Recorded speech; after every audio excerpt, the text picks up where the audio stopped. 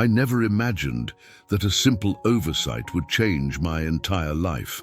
My name is Arthur Pemberton. I'm 81 years old, and this story happened 9 months ago here in Edinburgh. It was a cold March morning when I felt that crushing pain in my chest that made me collapse in my own study.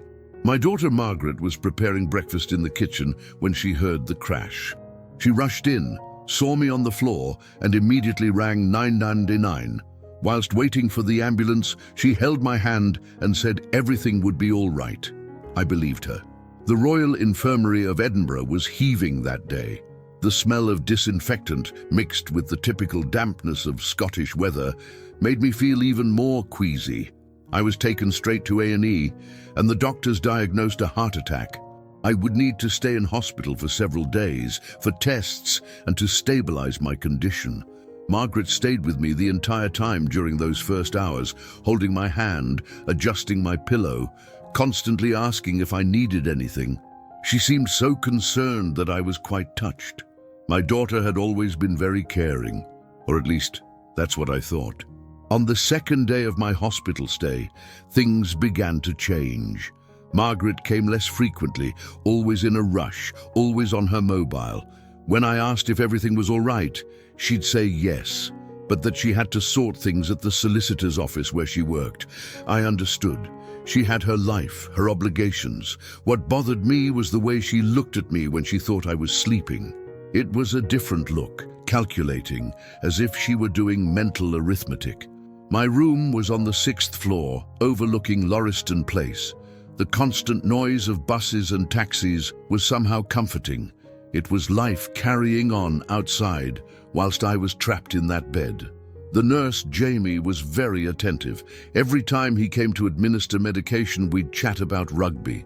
He supported Scotland. I was more of an England fan, and our discussions about the Six Nations helped pass the time. He was the one who helped me turn on my mobile to listen to Radio 4 when I said I was having trouble sleeping. On the third day, I woke to a discussion in the corridor. I immediately recognized Margaret's voice. She was speaking with someone, probably my son-in-law, Charles. They were arguing about money, about the hospital costs for the private room. Charles was saying it was too dear, that the NHS didn't cover everything in the private wing. Margaret replied irritably that they had no choice, they had to pay. The conversation was getting heated, and I pretended to be asleep when they entered the room. Charles greeted me briefly and left. Margaret sat in the armchair beside my bed, fiddling with her mobile. Every so often, she'd sigh deeply, as if carrying the weight of the world on her shoulders. I wanted to say something, comfort her, but something told me to keep quiet. That's when Professor MacLeod came in for his morning rounds. He was a man in his 60s, always very professional. He examined my vital signs, looked at the test results, and said I was improving nicely, that I'd probably be discharged in another 2 days.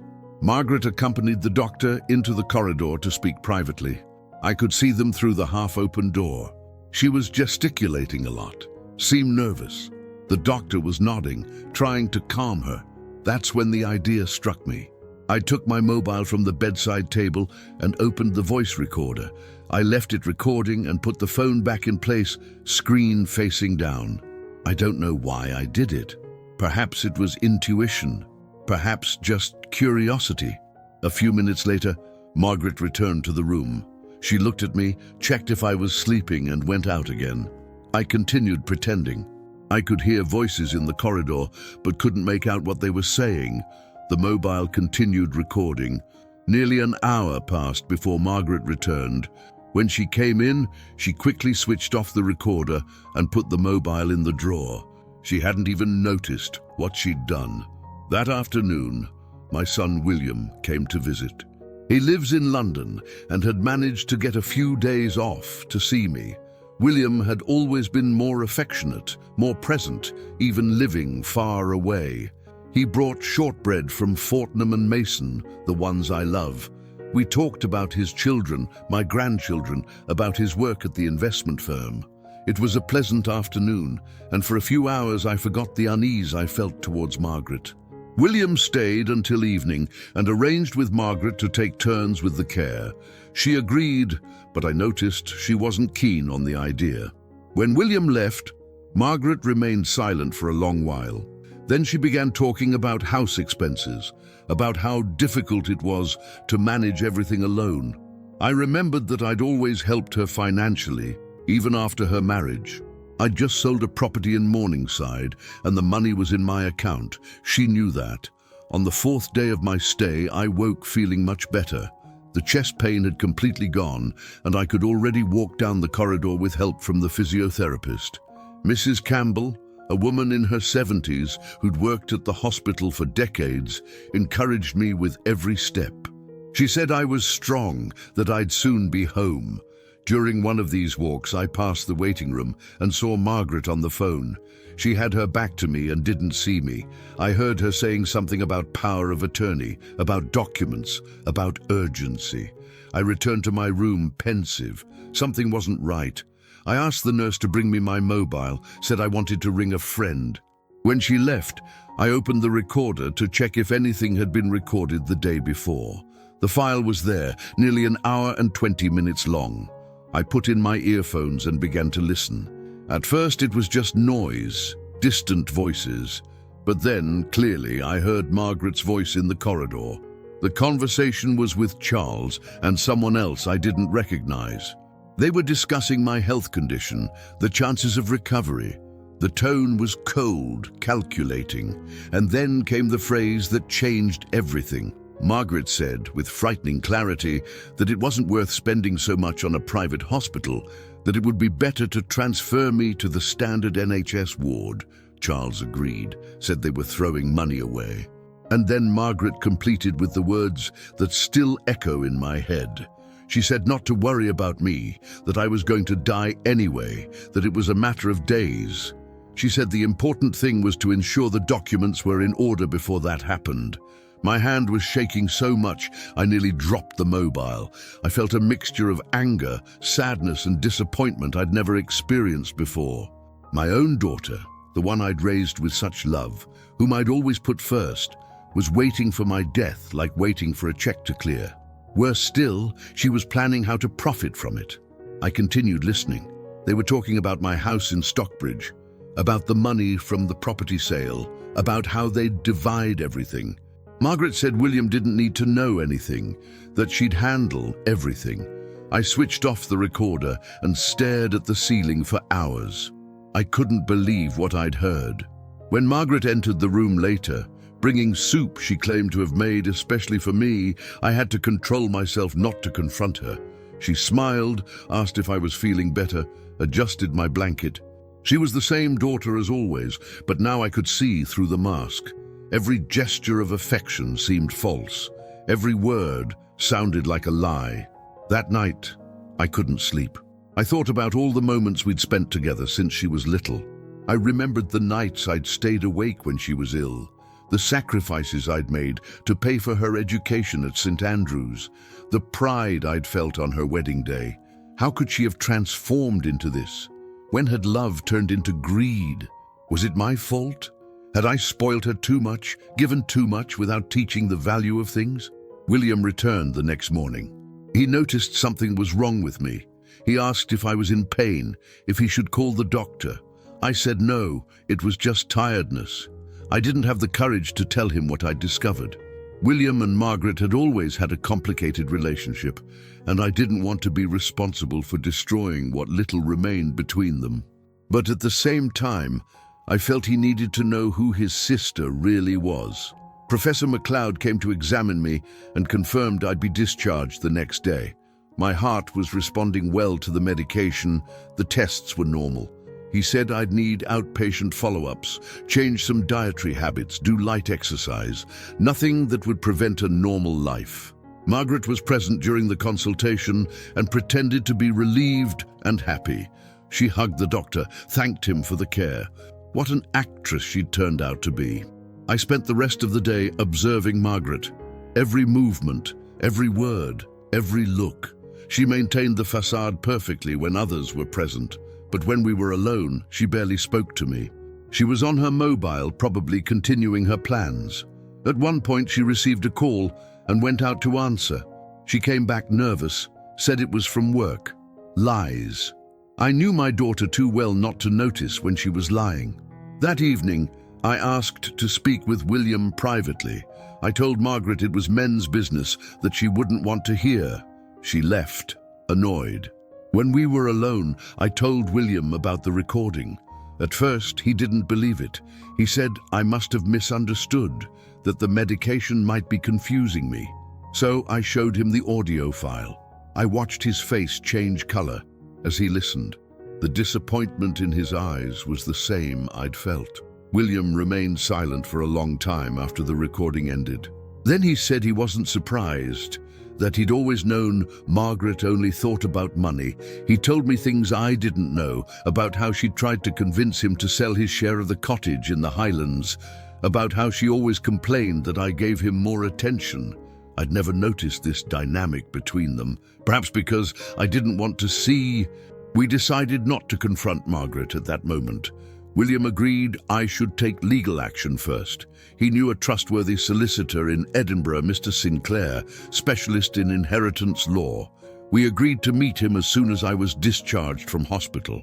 William also suggested I change my will, exclude Margaret from everything. The idea pained me, but I knew it was necessary. On discharge day, Margaret arrived early at the hospital. She'd brought clean clothes for me, handled all the paperwork, spoke with the medical team about home care. She seemed the perfect daughter. Charles came to collect us by car. During the journey home, they talked about renovations they wanted to do, about a holiday they were planning. It was surreal hearing that, knowing they were counting on my money to make these plans happen. Money they'd only get if I died. My house is in Stockbridge, near the water of Leith. It's a Georgian townhouse with a walled garden. I'd lived there 45 years with my wife Eleanor, who passed away 5 years ago. Since then, I've lived alone. Margaret wanted me to sell and move to a smaller flat, said it would be more practical. Now I understood the real reason. She wanted the money from the sale. In the first days at home, Margaret visited daily. She brought food, checked I was taking my medication, feigned concern. William had returned to London but rang several times a day. We'd agreed he'd return the following week to accompany me to the solicitor. Meanwhile, I kept up appearances, pretended everything was normal. It was painful, but necessary. A week after discharge, I went to Mr. Sinclair's office. It was on George Street, in a Victorian building. William accompanied me. We brought the recording and told the whole story. The solicitor listened carefully, asked several questions, took notes. He said the recording was important evidence, even though made without consent, as I was an interested party in the conversation about my own life. He prepared a new will, where Margaret would receive nothing. Everything would go to William and a charity I chose. Signing that document was one of the most difficult moments of my life, not for the decision itself, which I knew was just, but for what it represented. It was the official end of the relationship with my daughter. It was accepting that the love I thought existed between us was one-sided. It was recognizing my failure as a father. Mr. Sinclair said I shouldn't blame myself, that greed is a character defect that has nothing to do with upbringing. But the words didn't lessen my pain. I returned home that day feeling empty. The house seemed larger, quieter. I sat in the conservatory and watched the street. Children returning from school, neighbors chatting, normal life carrying on. I wondered how many other families hid secrets like mine. How many other fathers discovered too late who their children really were. Margaret continued visiting regularly for another fortnight. Each visit was torture. She talked about the future, about plans for when I was better. She mentioned house renovations, suggested I might travel, see new places. All lies. She was just keeping up appearances whilst waiting for my death. One day, she brought papers to sign. She said it was to update the health insurance. I read carefully. It was a power of attorney giving her full control over my assets. I said I needed to think about it, that I'd speak with my solicitor first. She didn't like that, but didn't insist much. William suggested sending the recording to the family WhatsApp group. I hesitated at first. Despite everything, I didn't want to expose Margaret that way, but William argued that everyone needed to know the truth, that she might try to manipulate other relatives. I agreed, but asked to wait a bit longer. I wanted to give her a chance to redeem herself, even knowing it was unlikely. 3 weeks after discharge, I organized a Sunday lunch at home. I invited Margaret, Charles, William, and some close cousins. I insisted on preparing the roast beef everyone loved, despite medical recommendations. During lunch, I observed Margaret interacting with everyone. She was charismatic, funny, attentive. No one would imagine what she was capable of. At one point, she made a toast to my health, said she was happy I was well, that she'd been so afraid of losing me. Everyone applauded. I just raised my glass and drank in silence. After lunch, when everyone was in the drawing room chatting, I asked for their attention. I said I had something important to share with the family. Margaret seemed apprehensive but kept smiling. I began telling them about my hospital stay, how difficult it had been, the fear I'd felt. Everyone listened attentively. Then I said that during that period, I'd discovered things that had changed my perspective on life and people. Margaret began to pale. I took my mobile and said I had a recording everyone needed to hear. Margaret tried to interrupt, said it wasn't the time, that we could talk privately later. I ignored her and pressed play. The room became absolutely silent as Margaret's voice came from the speaker, saying it wasn't worth worrying about me, that I was going to die anyway. I saw the horror on the cousins' faces, Charles's disbelief, William's confirming look. When the recording ended, the silence was deafening. Margaret was white as a sheet, hands trembling. Charles looked at her as if seeing her for the first time. The cousins didn't know where to look. It was my cousin Elizabeth who broke the silence. She stood up, looked at Margaret with contempt and said it was a disgrace that Eleanor, my late wife, would be turning in her grave. Others began to speak, all condemning Margaret. She tried to explain herself, said she'd been misunderstood, that she was nervous, that it wasn't what it seemed, but no one believed her. The words were too clear, the intention too obvious. Charles stood up and said they had to leave. Margaret tried to speak to me, approached, but William stepped between us. He told her to leave and never come back. She left in tears, but I don't know if they were tears of remorse or anger at being discovered. After she left, I told everyone about the new will.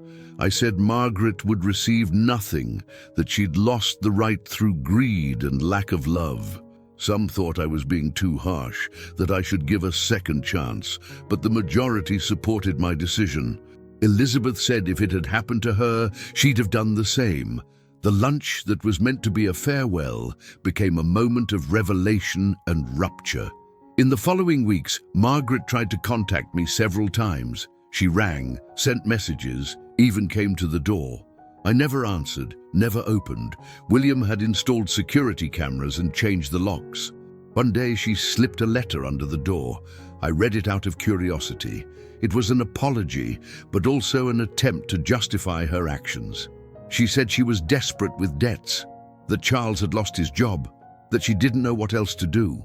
But at no point did she show true remorse for what she'd said, only for the consequence of being discovered. The recording ended up leaking beyond the family group. I don't know who shared it, but within days the whole neighborhood knew. Margaret became persona non grata in the area. People would cross the street to avoid greeting her, whispered when she passed. Charles filed for divorce 2 months later, said he could no longer trust her. I heard from William that she had to sell the car and move to a smaller flat in Leith. I continued with my life. My health improved. My heart is stable. I take daily walks along the water of Leith, play bridge at the club, tend my roses in the garden. William comes to visit once a month, sometimes brings the grandchildren. The house doesn't seem so empty anymore. I found peace in the decision I made, even though it cost me a daughter, because I discovered that the daughter I thought I had never really existed. 9 months have passed since that day in hospital. Sometimes, when I'm alone in the conservatory, I think about Margaret, not with anger but with deep sadness. Sadness for the little girl she was, for the woman she could have been, for the love that was lost to greed. I keep old photos of her as a child, smiling, innocent. That's the Margaret I choose to remember, not the woman who was waiting for my death to inherit my assets. Recently, I received news that Margaret is pregnant.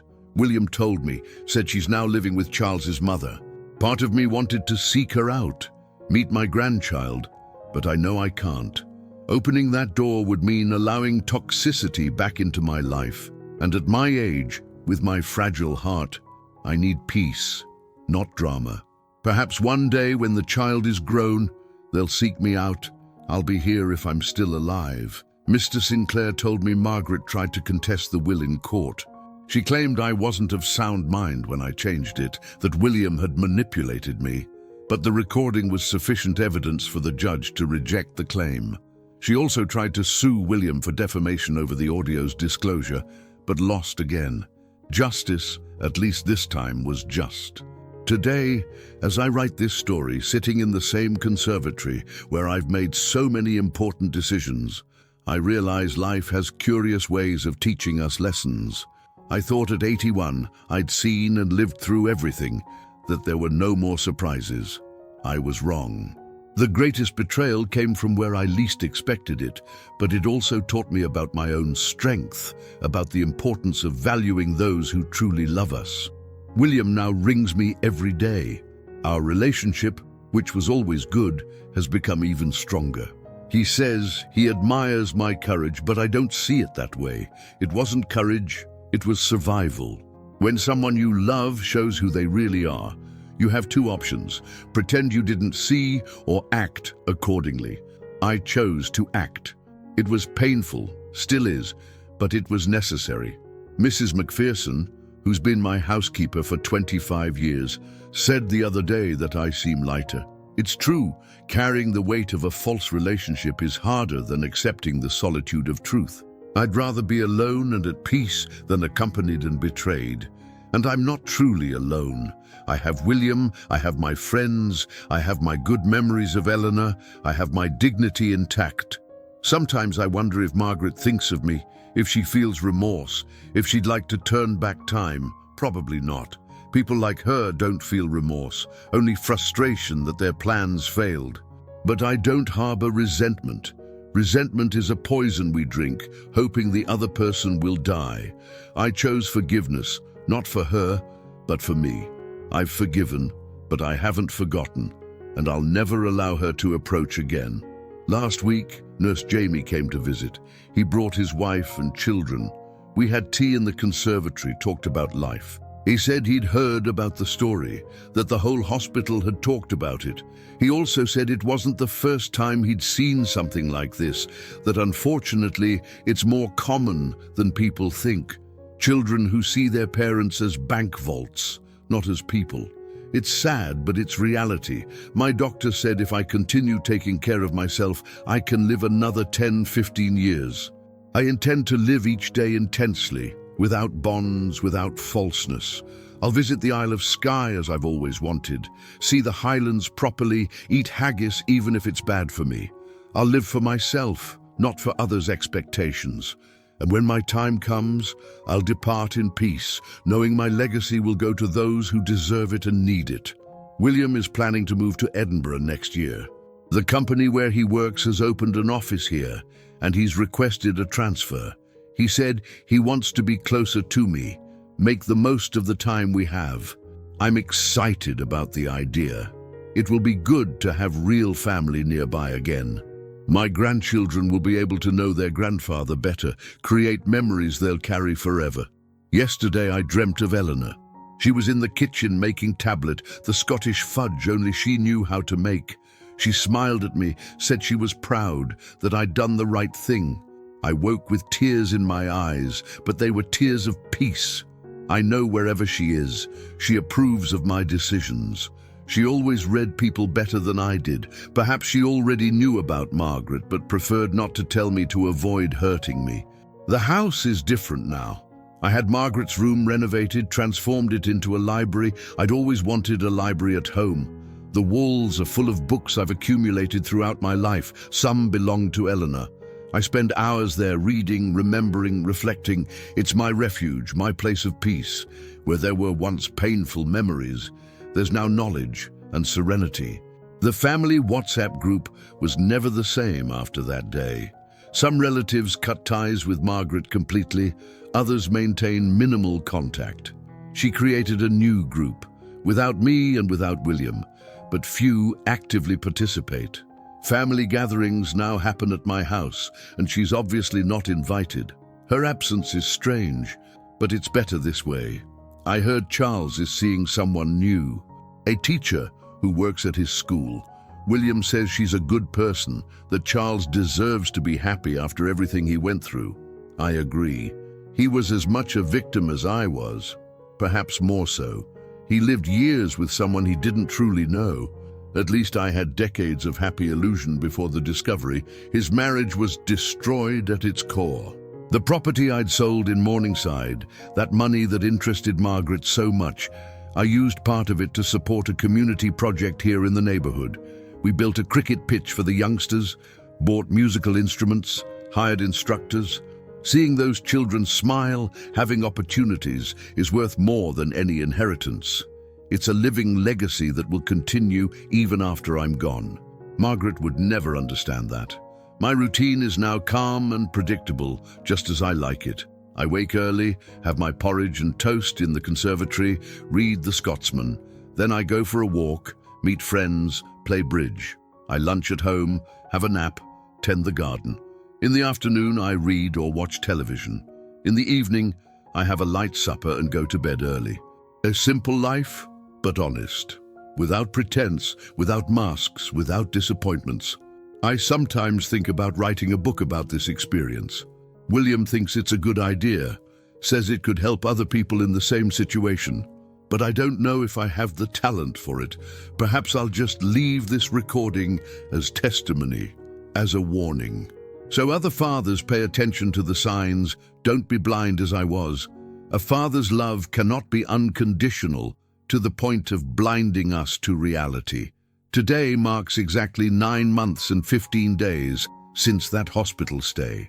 The mobile that made the recording is stored in the drawer, along with the original audio file. Sometimes I think about deleting it, moving on completely. But something tells me to keep it as a reminder that people aren't always what they seem, that blood isn't always thicker than water, that sometimes we must choose our family. If I could turn back time, would I change something in Margaret's upbringing? Honestly, I don't know. I did my best with the knowledge I had. Perhaps I gave too much, protected too much, made things too easy. Or perhaps she was simply born that way, with that greed in her heart. I'll never know. And perhaps it's better that way. Guilt leads nowhere. Only learning matters. My great lesson was that true love doesn't expect rewards, doesn't make calculations, doesn't plan inheritances. William never asked about the will, never mentioned money, only cares about my well-being. That's the fundamental difference, and that's why he'll inherit not just my material assets, but also my good memories, my stories, my sincere love. I end this narrative with a lighter heart than when I began.